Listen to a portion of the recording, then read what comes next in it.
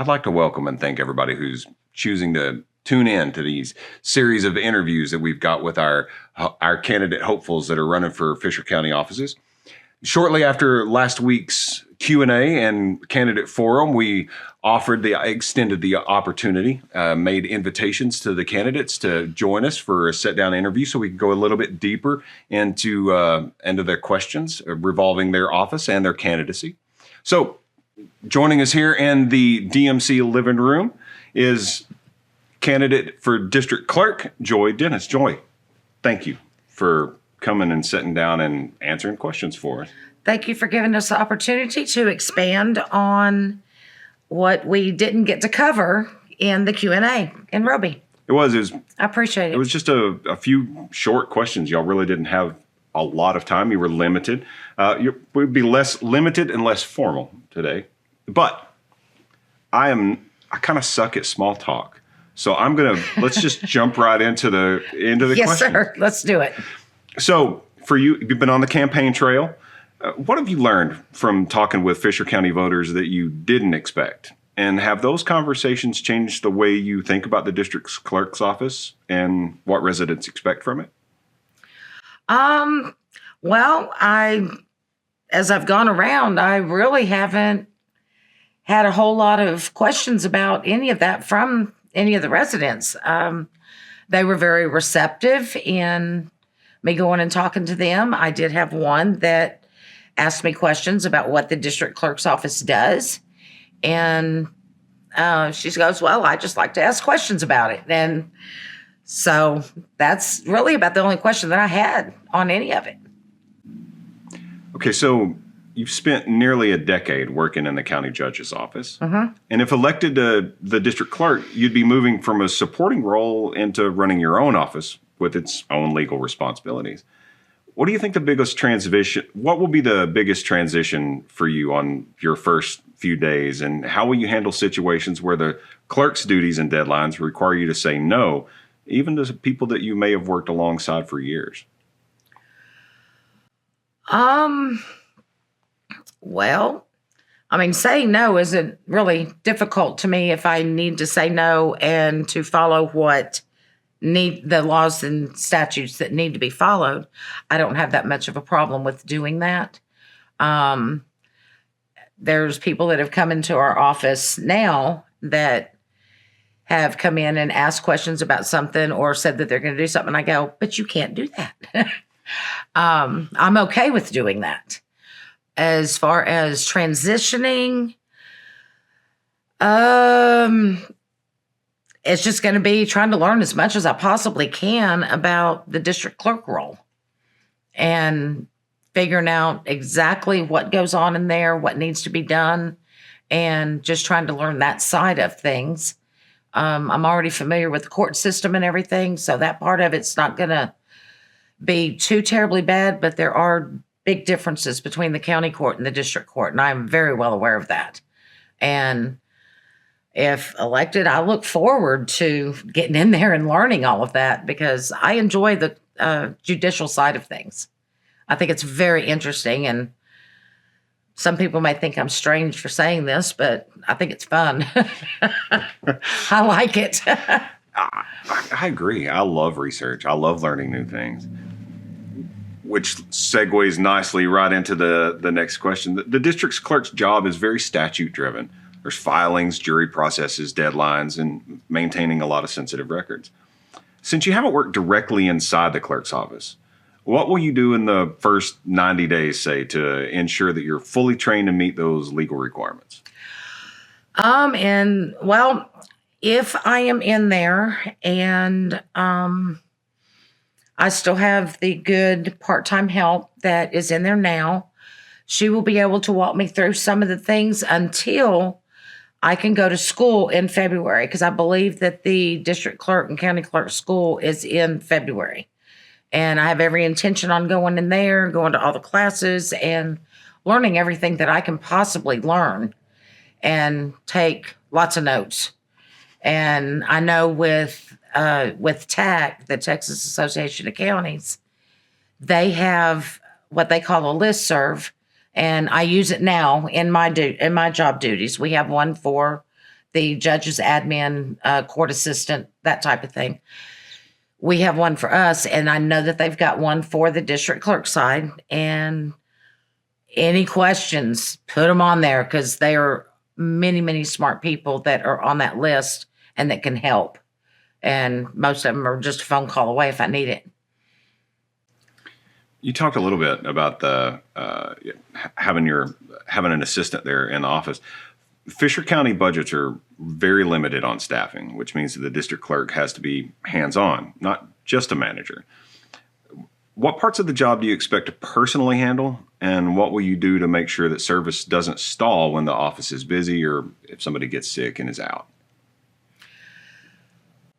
Well, if the assistant in there is out or anything, I will make sure that I am in there all day, that where it needs to be, except maybe lunch. But of course, that's that's expected. You got to eat. But if it gets busy, I mean, she knows what she needs to do. I will learn what needs to be done. I have absorbed a lot of information and how things work, being in the position that I am now, and I've learned a lot. And I don't expect that to stop. I look forward to learning even more about county government and that part of the job. And I just look forward to it. We have a very interesting makeup in our county, all across our county, our citizenry, I guess.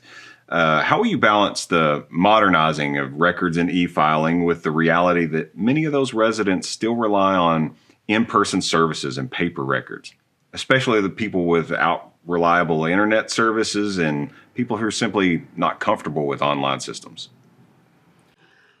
Well, that part of it is a lot of what I do now, because there's a lot of people that call in to our office and they're like, I can't finagle all this internet stuff, or I don't have internet. I don't have a computer. And I just tell them, come in and see me. I'll help you go through it as much as I possibly can. And that's what I would like to do in that office if it's necessary. I know with copies and everything, they do have charges for it, and they will know that up front if they come in and need copies or whatever. The e-filing process, I'm familiar a little bit with how all of that works, because we do use it in Judge Holt's office now, and we have been for a while. And anything new that's thrown at me, I have basically just looked at the screen and figured it out or asked questions, and we're good to go. All right, next question. The district clerk is responsible for the court registry. Money held for minors and disputes. What practices will you use to ensure accuracy, transparency, and the protection of those funds? And how might the public be able to access and verify those records? I think that is one of those things that the confidentiality part of it is, just keep your mouth closed. But the rest of it, that would have to be something that once I get in there, that I would need to learn about and learn what the laws are on it, what I can and can't do, and that type of thing, what information could be given out. So approaching every case according to the unique aspects of those cases, right? Yeah, probably so. And of course, depending on what the law states that we can give out and what we can do, then yes. Yeah. So, jury duty. Everybody's favorite word. Jury duty can be difficult in a small community. What improvements would you make in the way that jurors are notified, schedules, and kept informed so the process is respectful of the people's time while still meeting the court needs? Well, from what I have learned about jury duty, grand jury, is that the notifications are given to the district clerk's office so they can send out the notices for them. And those are given to the district clerk's office by, I believe, the DA's office. So a lot of the time frames for notification is going to be dependent on when they give the notification to the district clerk's office. And that's, once again, that's one of those things until you get in there and you start doing it and figuring out what has been done. Is this really working right? What improvements could be made? That type of thing. And that is one of the things I was talking about when we did the Q&A about streamlining things, seeing what we can improve on. And some of it may be the best that we can do in there. Notifications for cancellations or anything like that, I think, I mean, it's basically going to be the same thing. We would get the notifications from the DA's office if things have been canceled or if we're going forward with it. I know one thing that is done now is that, because I do the website now, is that the notification is put on there whether they're still having it or if it's been canceled. We list the date, the time, and if it's canceled, we put canceled on it for them. But that's for the people that can get on the website and can do that kind of thing. If we have phone numbers, if people are on the jury, they've sent in their information, they need to make sure we have a phone number and email on there so we can notify if things have been canceled. And they can always call in and ask. I know now I take a lot of calls asking if we're still having it. Sometimes I know and sometimes I don't know. That just all depends. If I'm not sure, whatever, I automatically say, you've got to call the district clerk's office. They will know the answer to that. And now that's going to be your office, or could potentially be your office, right? Correct. So you're looking forward to fielding all of those new phone calls. Oh, I can do that. We can do that. We're good. That works. You feel pretty confident that the more comfortable you are with the system, the more comfortable you're going to be able to make the public feel with the system as well. Is that right? Yeah, and I'm like where I am now. I hope that the public feels comfortable calling in and asking a question. I can either direct them where they need to go, or I can get an answer for them. If I don't know, I will find out for them, call them back, and most of the time in a very timely manner because it's on my desk and I want it gone. So that way I don't have anything just sitting there pending all the time. And I would hope that in the district clerk's office, that would be the case also. That would be one of the goals that I strive for, is to make sure that that the public is notified of what is going on and helping them. You're an advocate of efficiency.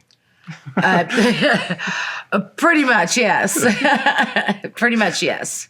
I like being busy. I like having things to do, so.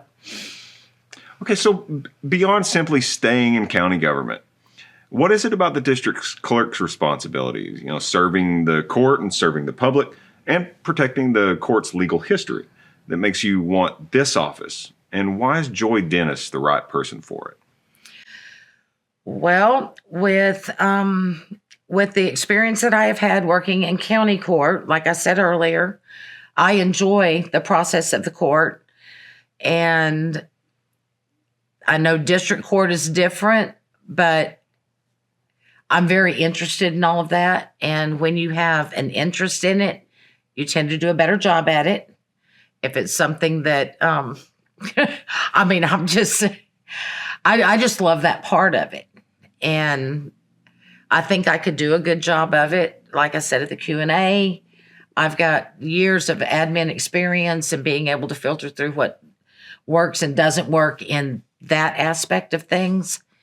And I have common sense. So I'm not saying my opposition does not. I'm just saying that I do.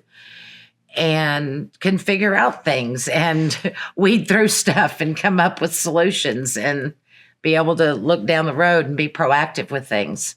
And I think that's a big thing too when you're dealing with the what ifs, is And the way that my brain works is, what if this happens? What if this happens? What if this happens? And I can come up with different situations. So I'm not completely taken off guard. And I'm ready for it. It drives me nuts during the day, but I'm ready for it.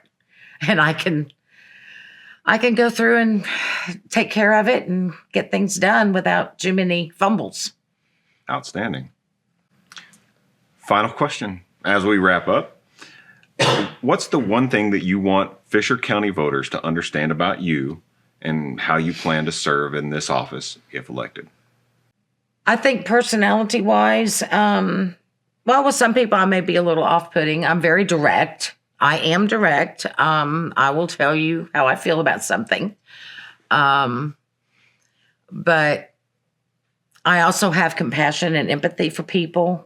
There's many times that I have seen people come in that are just in tears, and I have to sit here and go, oh boy, it hits me hard.